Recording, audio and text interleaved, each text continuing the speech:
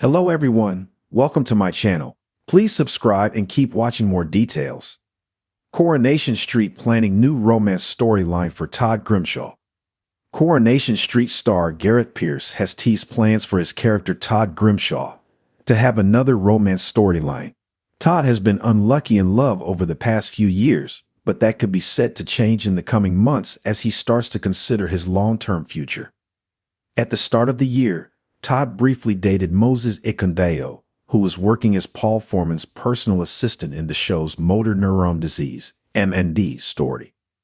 Sadly, Moses moved away from Weatherfield after being suspended from his job following a complaint from Paul's mom, Bernie.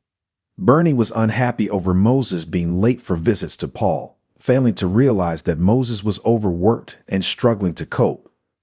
Coronation Street boss Ian McLeod had previously teased that Moses could make a return appearance at some point. Speaking exclusively to Digital Spy on the red carpet at the National Television Awards last week, Gareth discussed Todd's love life, promising future developments whether Moses comes back or not. Discussing Corey's decision to keep the door open for Moses, Gareth told us, "They said that Michael Fadigan, who played Moses, is a fantastic actor. We tried to instill as much spark as we could in that shortish time that the characters were together."